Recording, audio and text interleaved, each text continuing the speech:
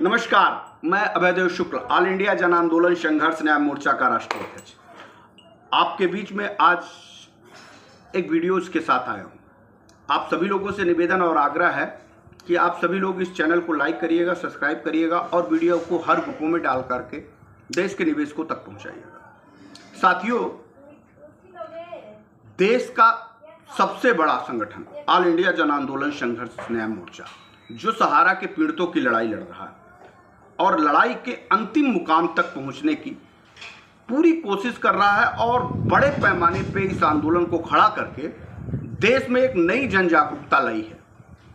और हमारे साथ काम कर रहे हैं उन तमाम साथी जो आपके पैसे के भुगतान के लिए दिन रात मेहनत कर रहे हैं, उनके साहस और हिम्मत को सलाम, और उनको जितनी उनकी प्रशंसा की जाए उतना कम है कि उन्होंने विषम हालात में भी देश के निवेशकों की उम्मीदों को कायम रखा है और आज देश के निवेशकों के भुगतान के रास्ते पे,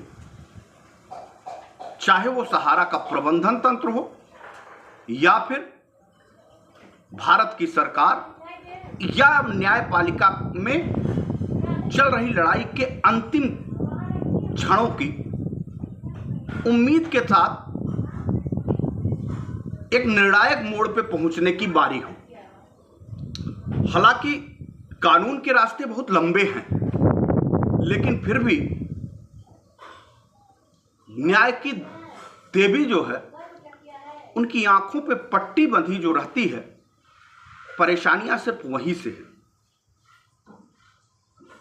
न्याय मिलता जरूर है, लेकिन न्याय मिलते मिलते ना जाने कितने लोगों की बलि चढ़ जाती है और न्याय उनके परिवारों से होकर के गुजरते हुए भी न्याय लगता है जैसे अन्याय के रूप में किसी को सौगात के रूप में दिया गया।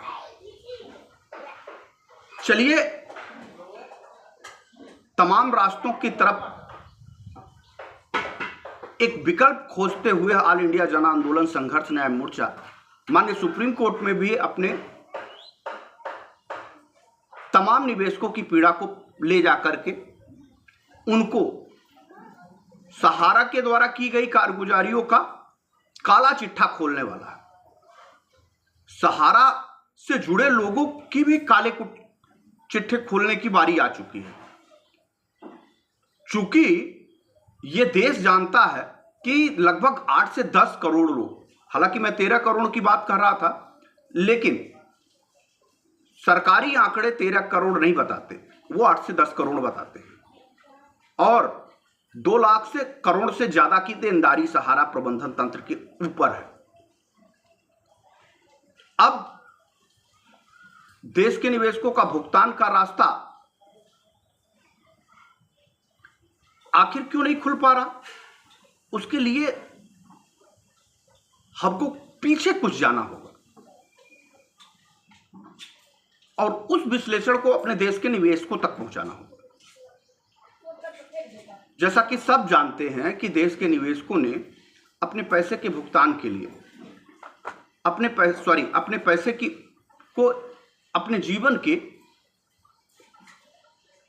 उन विषम हालातों और उन सुख सुविधाओं के लिए सहारा समूह यानी सहारा इंडिया कंपनी में लगाया था कि एक निश्चित समय पे हम अपने बच्चियों की शादी कर पाएंगे, हम अपने बच्चों की शिक्षा दे पाएंगे, हम अपने परिवार में कुछ जो छोटी मोटी जरूरतें हैं उसको पूरा करने के लिए एक संचय, धन का संचय करेंगे और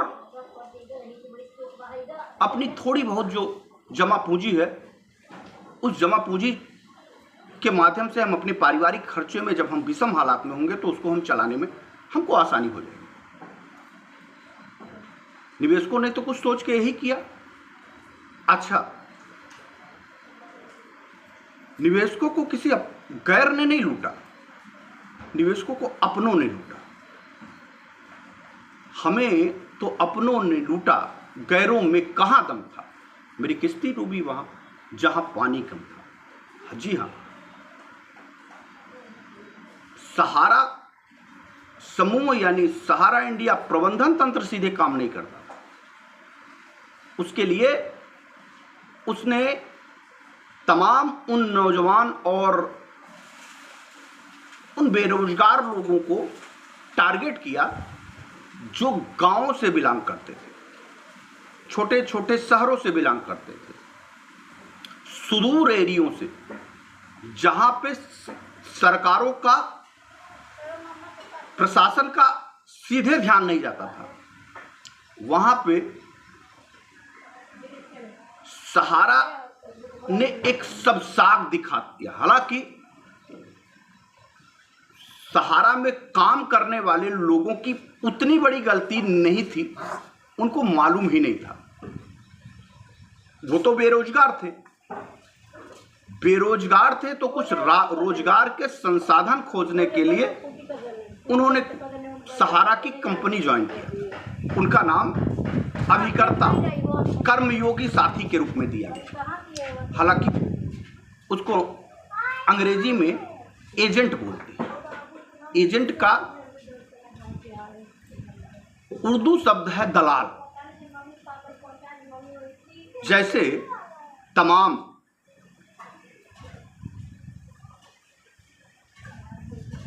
संसाधनों में, तमाम व्यवसायों में कमीशन पे लोग काम करते हैं, किसी एक कस्टमर को लाते हैं, उसके बदले में उनको कुछ हिस्से उसमें से दे दिए जाते हैं। लेकिन यहां कुछ उल्टा था।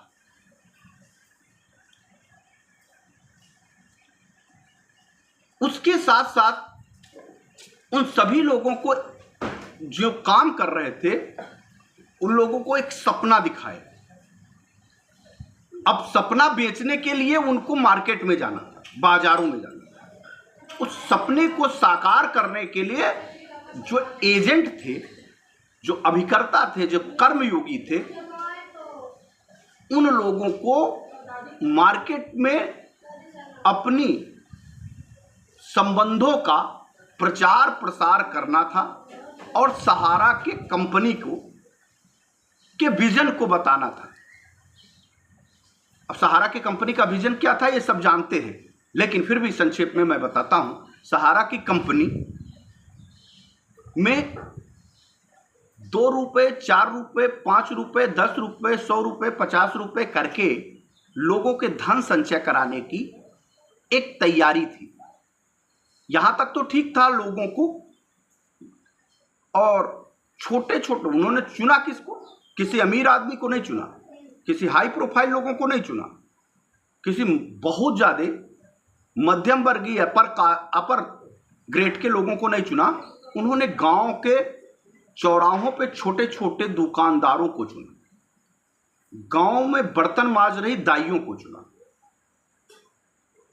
झाड़ू पोछा करने वाले लोगों को चुना, खेत में मजदूरी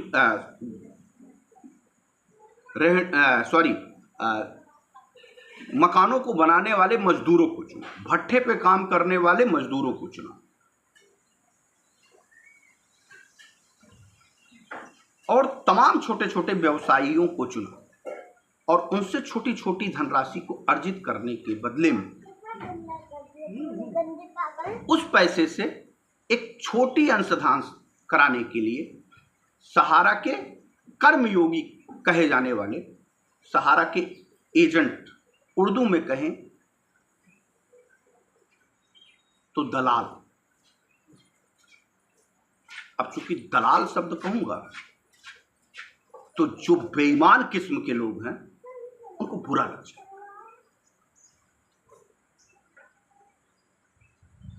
लेकिन क्या करें, मजबूरी है, कहना तो पड़ेगा, क्योंकि 13 करोड़ लोगों को अपने पैसे का भुगतान चाहिए। उस भुगतान के लिए दोषी और जिम्मेदारों को जेल के सलाखों के पीछे भेजा जाना नितांत आवश्यक है। उन लोगों ने चूंकि अपने संबंधों का हवाला दिया, सहारा की कंपनी को कोई नहीं जानता था, लेकिन उन बेरोजगार लोग जो अपने सपने सजा करके वहां उसमें गए हुए थे, उनको जो सपने दिखाए गए थे उस सपनों को साकार करने के लिए उन्होंने अपने रिश्तेदार, नातेदार, मित्र, सगा संबंधी, जानने वालों को ही टारगेट किया। और चूंकि कोई साला लगता था, कोई बहनोई लगता था, कोई जीजा लगता था, कोई फूफा लगता था, कोई चाचा लगता था, कोई मामा लगता था और कोई बहुत करीबी मित्र होता था, वो अपने इन लोगों की मदद करने के लिए थोड़े थोड़े धन दे करके इनका प्रोत्साहन करने की कोशिश किया कि इनका जीविकोपार्जन हो, बदले में हमको कुछ मिल जाए। पहले तो ये धनराशि कम हुआ करती और समय कम हुआ करता था, उस पर दबाव कहिए या संबंधों का हवाला कहिए, वो साल 2 साल में पैसे को वापस कर देते थे। लेकिन वापस करने का तरीका भी अलग था। अपने एजेंटों को ये दबाव बनाया जाता था कि एक नया टारगेट आप 200 प्लस का ले आएंगे तो हम 50 प्लस का भुगतान कर देंगे।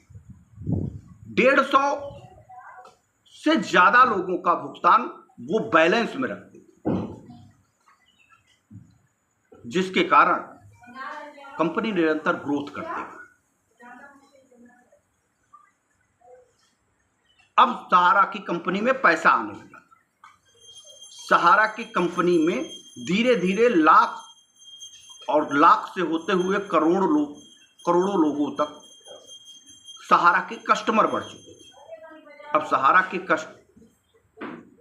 को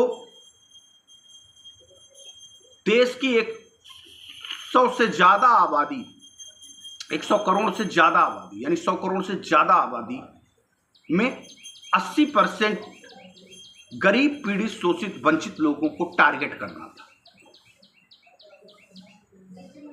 गाड़ी चल निकली थी। उसके बदले में एजेंटों को 100 रुपए में से 2 रुपए कमीशन के भी मिल जाते।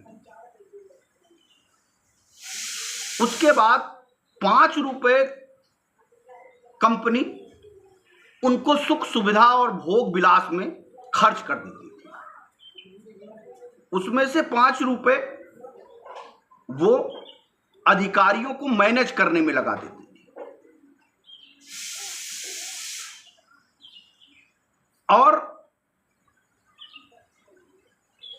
उनमें से 3-4 रुपए जो थे वो तमाम फिल्मी हस्तियां, राजनेता और तमाम बड़े IAS, IPS और जुडिशरी में खर्च कर देती थी और उनको अपना साथी बना लेती थी, हिस्सेदारी कर देती थी, उस पर खर्च कर देती। बाकी पैसे को सहारा का प्रबंधन तंत्र डकार जाता था, भूल जाता था कि यह पैसा देश के निवेशकों को देना है, क्योंकि उनकी नीयत शुरू से ही सही नहीं। ये बात एजेंट समझ नहीं पाए। उनको राष्ट्रभक्ति के नाम पे एक बड़े आडंबर के रूप में देश भर में प्रचारित करके उनको राष्ट्र के नाम पे जोड़ते हुए लोगों को संचय कराने की नीयत से उनके ही बड़े सगे संबंधियों को टारगेट किया जाने लगा। अब दूसरा बड़ा टारगेट था कि जो एजेंट थे उनके रिश्तेदारों में बड़ी पूंजी वाले कौन हैं। 1 लाख, 2 लाख, 4 लाख, 10 लाख, 15 लाख, 20 लाख, 50 लाख, 1 करोड़, ऐसे वाले कौन हैं। इन लोगों के लिए नए प्लान के साथ सहारा का प्रबंधन तंत्र आया और अपने एजेंटों को मोटे कमीशन का लालच दिया और चूंकि तब तक कंपनी रन कर चुकी थी और लोगों को छोटे छोटे भुगतान दे रही थी, छोटे व्यापारी खुश थे कि वो एक 50,000, 20,000, 10,000, 1 लाख जमा किए हैं और उनको 2-1% ब्याज दे करके उनका तुरंत पैसा वापस मिल जा रहा है। वो अपने भी लोगों को उसमें छोटी पूंजी डालने के लिए प्रोत्साहित करने लगे और ये गाड़ी चलती गई। लेकिन गाड़ी कहाँ रुकी? गाड़ी रुकी तहां जहां पानी कम था। यानी जिसके पास पैसे बढ़ने लगते हैं उसके पास अहंकार बढ़ने लगता है, उसके पास अभिमान हो जाता है और वो भ्रष्टाचार में लिप्त होना शुरू कर देता है। इन्होंने इस कंपनी को फाइनेंस सेक्टर से उठा करके रियल यानी बिल्डिंग कंस्ट्रक्शन की तरफ रुख करने की कोशिश करी और जय हुई बिल्डिंग कंस्ट्रक्शन की तरफ कोशिश किया, लोगों के पैसे को उन्होंने उठाया और रियल हाउसिंग का बॉन्ड बना करके दो लोगों को दिया कि आपको घर दिए जाएंगे। इससे देश भर में बड़े पैमाने पे इन लोगों ने अपने एजेंटों के माध्यम से पैसे उठाए। अब पैसे तो उठाए, लेकिन इस पैसे को उठाने के पीछे इन्होंने जो रियल एस्टेट कंपनी होती है उन मानकों को पूरा नहीं किया, यानी रजिस्ट्रेशन नहीं कराया। अवैध रूप से ये धंधा चलाते रहे और लोगों से पैसा लेते रहे और देश भर में काफी जमीनें इन्होंने खरीद ली और उस पर निर्माण कार्य भी शुरू कर दिया। अब भला देश की एजेंसियों से इतने बड़े पैमाने की धांधली कैसे छूट सकती थी?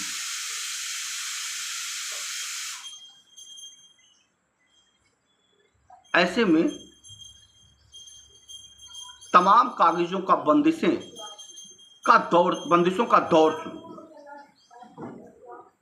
कागजों के खेल में सुब्रत राय एंड कंपनी फंसती चली गई।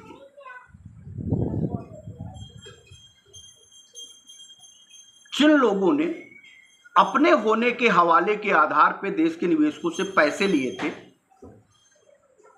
उन लोगों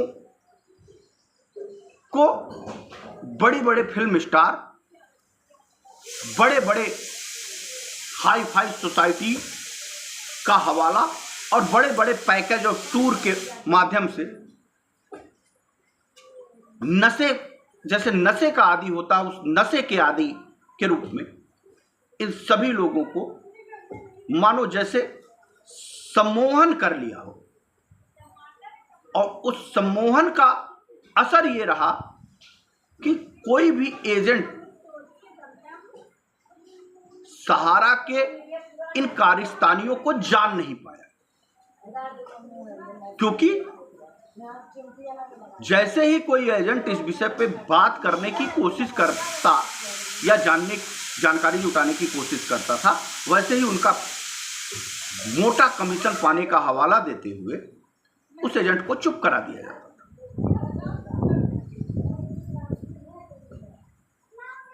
हालांकि 2009-10 में ही एक शेर ने जो झांसी का था, उसने हिम्मत और साहस दिखाया और दस्तावेजों के खेल में सुब्रत राय फंसते चले गए। वो फंसे तो फंसे, लेकिन उसके साथ तब तक देर हो चुकी थी। 13 करोड़ निवेशक कहे जाने वाले, जिसको 12 लाख कार्यकर्ता कर्मयोगी कहे जाने वाले, वो भी फंस गए। चूंकि सुब्रत राय ये जानते थे कि हमारे पास तो कुछ संपत्ति आ चुकी है, हम कानूनी दांवपेच करते हुए अपना जीवन निकाल ले जाएंगे, पैसा नहीं देना है। उस पैसे को उन्होंने तमाम जगहों पे इनलीगल तरीके से सेटलमेंट कर दिया। तमाम देश विदेश में अपनी संपत्तियां अर्जित करके अपने बच्चों को सेटल कर दिया। लेकिन जिन्होंने ग्राउंड लेवल पे पैसे लिए थे, उनके ऊपर तमाम निवेशकों ने अपने पैसे का दबाव बनाना शुरू कर दिया। जब दबाव बनने की प्रक्रिया आई और उसी समय तमाम इलीगल कागजों में फंसते हुए सुब्रत राय सुप्रीम कोर्ट के निर्देशानुसार जेल के सलाखों के पीछे चले गए और इनसे रिकवरी होना शुरू हुआ। ऐसे में इनके तमाम प्रबंधकों की टीम के द्वारा देश के निवेशकों को गुमराह करने के लिए एजेंटों की एक बड़ी फौज खड़ी करी और जमाकर्ताओं से यह कहा गया कि सुप्रीम कोर्ट में हमारा मामला फंस गया है और हमको पैसे नहीं लेन देन करने की इजाजत है। ऐसे में जब तक सहारा और सेबी नाम का ये जो केस है ये चल रहा है, एम्बार्गो लगा है, हम पैसे नहीं दे सकते और अगले महीने में इस केस का वारा न्यारा हो जाए। लेकिन 2010 से लेकर के 2024 तक अगला महीना आया ही नहीं। हर तीसरे महीने देश भर के निवेशकों से यह कहा जाने लगा कि अब की डेट आएगा और फैसला हो जाएगा, आपके पैसे का भुगतान 3 गुना संपत्ति सहारा के पास है, जितना अर्जित किया है, आपका पैसा डूबा नहीं है, मिल जाएगा। इधर सहारा के अधिकारी देश के निवेशकों को एक बड़ा आश्वासन देते हुए कि 3 गुना संपत्ति है, आपका पैसा पाई लौटा दूंगा, और उधर उस पैसे को मेडोसोनिया सहित अन्य देशों में उनके साथ काम करने वाले लोगों की पार्टनरशिप में बांट दिया गया और भेज दिया गया, उसको सेटल कर दिया गया, उनके बच्चे सेट हो गए। लेकिन सड़क पे अपने पैसे के भुगतान के लिए संघर्ष करने के लिए एजेंटों और जमाकर्ताओं को छोड़ दिया। जैसे ही कोई एजेंट जब सच जानना शुरू किया, अपने तमाम अधिकारियों से बात करना शुरू किया, तो उनके कोर्ट लाइसेंस निरस्त कर दिए गए। उनको धमकियां दी गई कि आप का पैसा, अच्छा देखिए, एजेंटों को साजिशन सहारा के प्रबंधन तंत्र ने अपने चुंगल और पाले में फंसाए रखा। इन सभी लोगों का जो कमीशन का भी पैसा, यानी अगर 100 रुपया लेके आया तो 2 ही रुपया तो मिलना था उनको, लेकिन उस 2 रुपये को भी उन्होंने तमाम साज दिखा करके उस 2 रुपये में से जो 10-20 पैसे खर्च कर पाए होंगे वो कर पाए होंगे, बाकी उस पैसे को भी उसी में ही बांड बनवा दिया और उसी में ही बांड की कॉपी थमा दी कि तुमको भी सहारा के जमाकर्ताओं की तरह तुमको भी 2.5 गुना, 3 गुना, 5 गुना पैसा मिल जाएगा। और उस पैसे का बांड बनवा के, कमीशन नहीं दिया, उसका बांड, जो टीडीएस या फिर कमीशन आते थे उन सभी का बांड बनवा।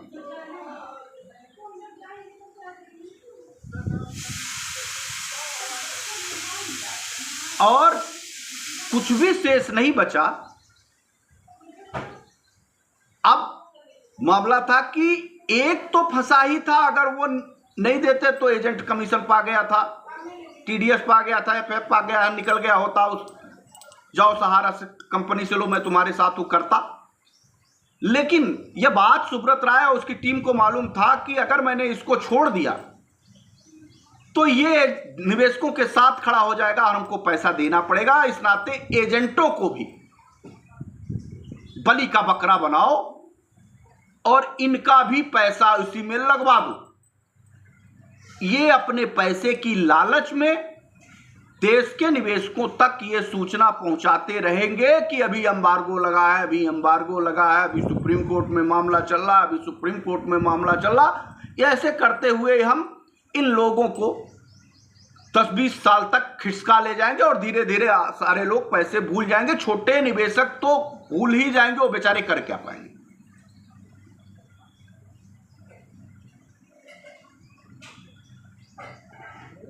ऐसे में निवेशकों के साथ इतनी बड़ी गद्दारी, सहारा का प्रबंधन तंत्र किया जिसमें फंस गया सहारा का एजेंट। अब एजेंट तो मदद करता, अगर उसका पैसा फंसा नहीं होता तो।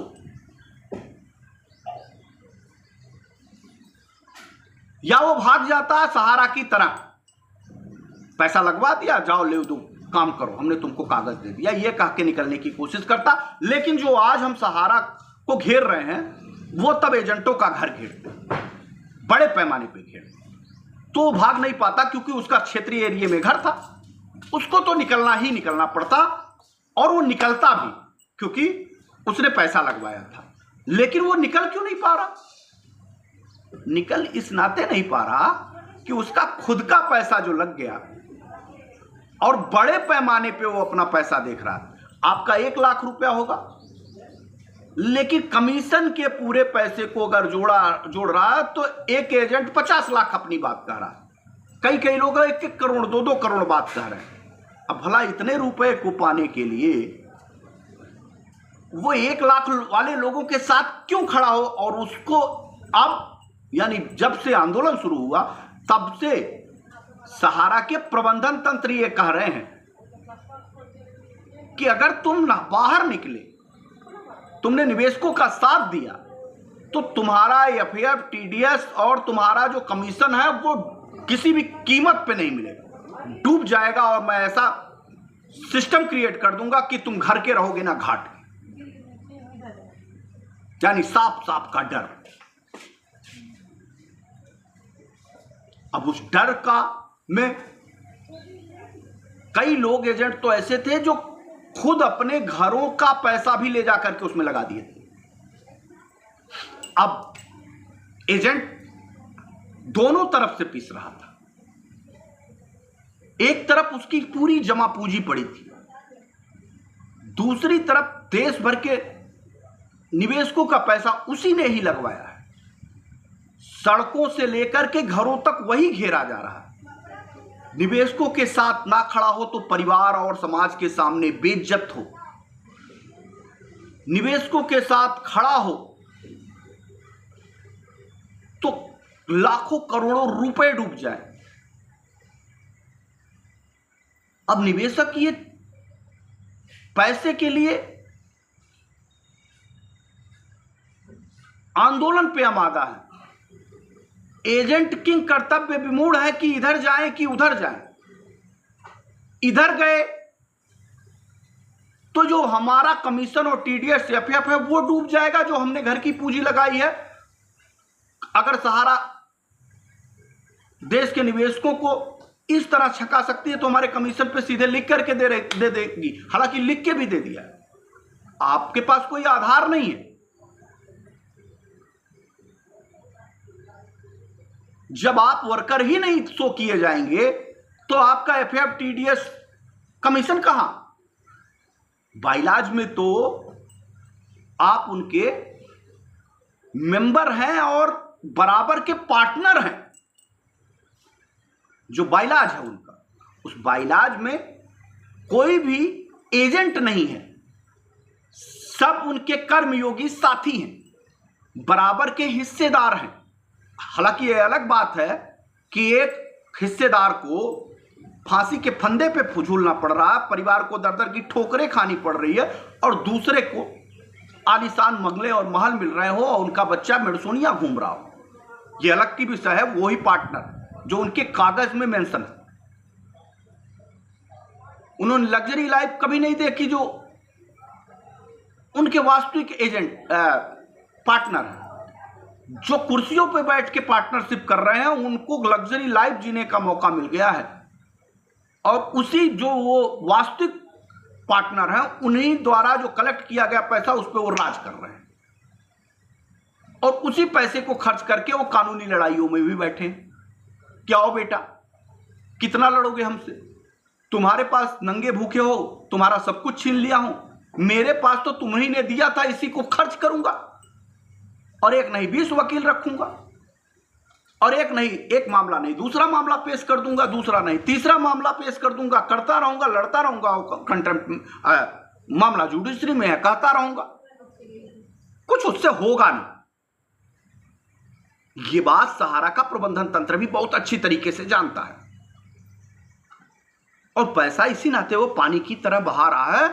जितना पैसा वो जमाकर्ता और एजेंटों को देगा उसके 10% के पैसे पे वो कानूनों और कोर्टों और तमाम भ्रष्ट नेताओं को खरीदने में दे देगा और ऐश करेगा उससे।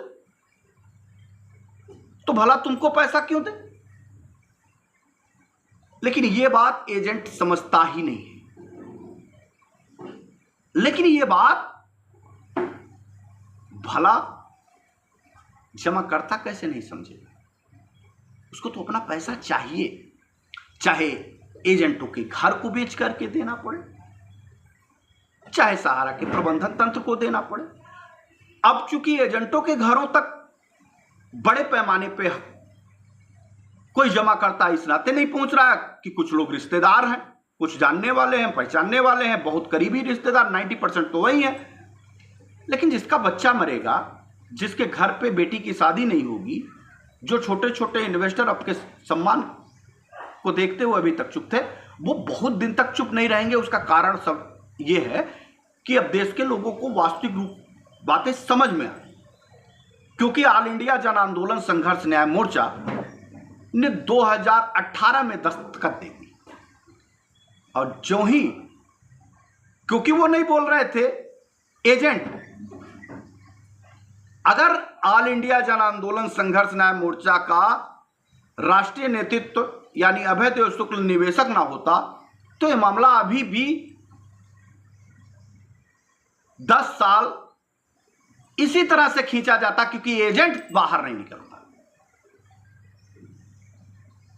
ना निकलने की कोशिश कर रहा है। आज भी वो चाह रहा है कि आज ये आंदोलन बंद हो जाए और धीरे धीरे लोग पैसा भूल जाए, हमको देना ना पड़े, हमसे कोई लोग मांगे ना। लेकिन ऐसा संभव नहीं है। 2018 में एक शख्स जिसका नाम अभय देव शुक्ला है, वो संकल्प लेके निकल गया और वो संकल्प लेके निकला और निकलने के बाद जनता के बीच में जैसे ही जाना शुरू हुआ, जनता ने अपना रूप दिखाना शुरू किया। सच सामने आते ही, हां, पहले डर से कुछ एजेंट आए, हालांकि उनकी सोच नहीं थी आने के लिए, वो अपने पैसे की तरफ देख रहे थे, दूसरी सहारा की कंपनी की तरफ देख रहे थे कि खुल जाएगा तो कुछ कमीशन फिर से मिलने लगेगा। लेकिन सहारा के उन एजेंटों में से बहुत सारे ईमानदार एजेंटों को छांटने के लिए हमको यानी अभय देव शुक्ला को पूरे देश में घूमना पड़ा, जो वास्तव में अपने सम्मान के साथ, स्वाभिमान के साथ, अपने परिवार के साथ समझौता नहीं करना चाहते थे। उनको इस बात का खौफ नहीं था कि हमारा पैसा रहे या ना रहे, हमारे निवेशकों का पैसा मिलना चाहिए, वो निकल गए। हमने बस्ती जनपद से शुरुआत किया और देश के विभिन्न हिस्सों में ईमानदार लोगों को खोजना शुरू किया, एजेंटों को खोजना शुरू किया और अच्छे ईमानदार एजेंट धीरे धीरे मिलना शुरू हुए। कुछ लोग तो डर के मारे आए थे, कुछ लोग इस संगठन में क्या हो रहा है, रणनीति क्या है, कंपनी का को इसका लूज पॉइंट, इनकी सभी बातें क्या क्या कर रहे हैं ये लोग, ये पहुंचाने के लिए संगठन में जुड़ गए थे उनको, क्योंकि सहारा की तो सबके ऊपर निगाहें हैं, ग्राउंड लेवल पे निगाहें थी। भला कि मैं आंदोलन शुरू किया था तो मेरे ऊपर क्यों नहीं होती? तो उसमें उनके लोगों को भी जोड़ा गया। अच्छा, मैं ये बात सब जान रहा था, धीरे धीरे पता भी लग रहा था, लेकिन चूंकि मेरी मजबूरी ये थी कि अगर ये लोग नहीं आएंगे तो हम एक देश के निवेशकों तक पहुंच ही नहीं पाएंगे, बड़ी कोशिश करने के बाद भी नहीं पहुंच पाएंगे। बड़ा मामला है। तो ईमानदार लोग तेजी से चले और बेईमान लोग पीछे से चले, मुंह में राम बगल में छुरी वाला काम कर रहे थे। बेईमान जो थे सहारा के प्रबंधन तंत्र से भी गलबहियां कर रहे थे और ईमानदार लोग काम कर रहे थे तो उनको गुस्सा आ रही थी। क्योंकि हम लोग काम कर रहे थे तो एजेंटों को, कोई भी एजेंट चाहे वो सहारा का प्रबंधन तंत्र से वास्ता रख रहा हो ना रख रहा हो, सबको जोड़ रहे थे। सबको आ जाओ, तुम भी आ जाओ, तुम भी, आज भी मैं कर रहा हूं, तुम भी आ जाओ, क्या फर्क पड़ता है? कोई प्रधानमंत्री का पद थोड़ी है जो दे दूंगा वो नुकसान हो जाएगा। लो, ये क्रम काफी दिनों तक हमने चलाया, जानबूझ के चलाया कि इस भीड़ में उनको, मैं जानता था कि ये सब लोग सहारा से मिले हुए हैं, लेकिन फिर भी मैंने चलाया, फिर भी बांधे रखा। चूंकि ईमानदार लोग कुछ साथ जुड़े हुए थे, वो आंदोलन के प्रति उनका सच्ची श्रद्धा है, आज भी है। जितनी दूर से मैं सोच रहा था उतनी दूर से वो सोच नहीं रहे।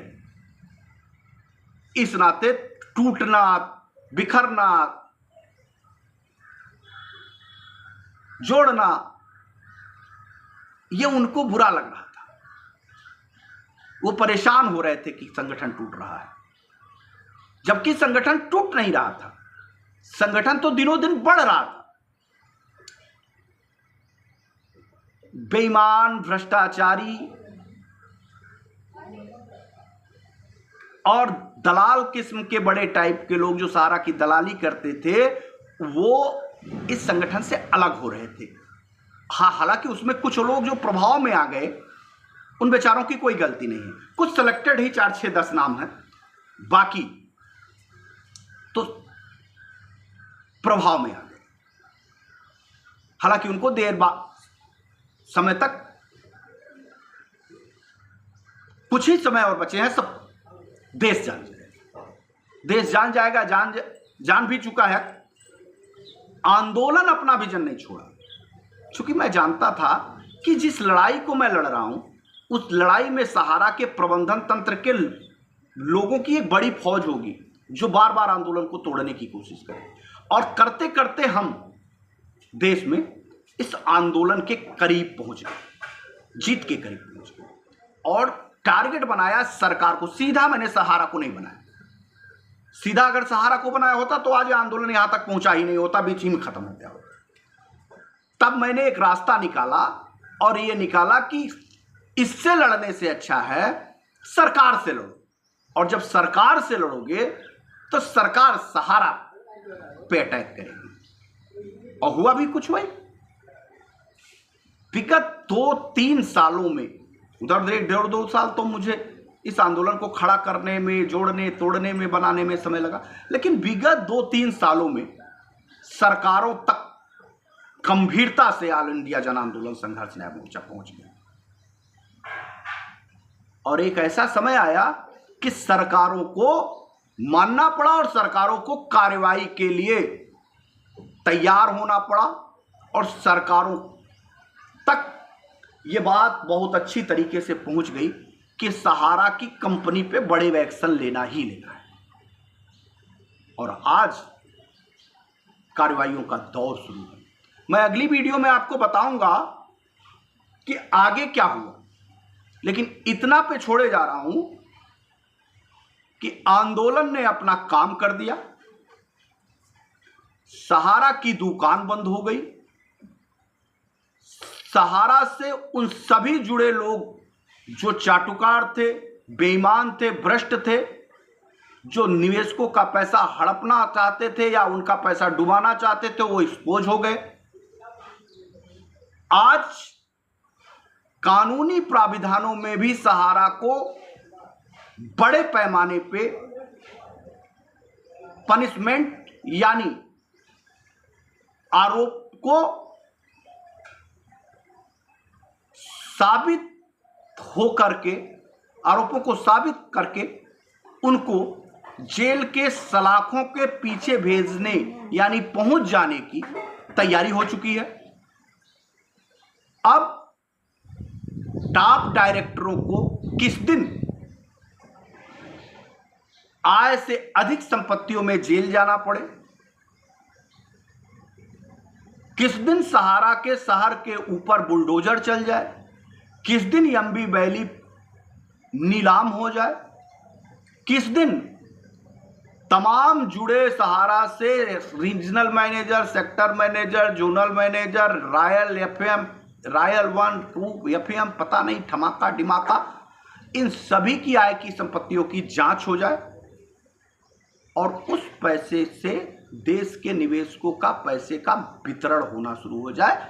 इंतजार करिए, कल मैं आपको वीडियो का अगला हिस्सा जरूर बताऊंगा कि आंदोलन ने सरकारों से लेकर के कोर्ट तक पहुंचने में कहां तक सफलता हासिल कर। आज की वीडियो ज्यादा बड़ी हो चुकी है, इसको देखिएगा जरूर, पूरी वीडियो आपके लिए है। ये पूरे आंदोलन का सार है। इस आंदोलन के सार पे देश के निवेशकों के भुगतान के लिए हमने देश में एक बड़ी जन आंदोलन की क्रांति जो छेड़ी थी, वो आर्थिक आजादी की सबसे बड़ी क्रांति है और हम इसमें जीत हासिल करने जा रहे हैं। धन्यवाद, जय हिंद, वंदे मातरम।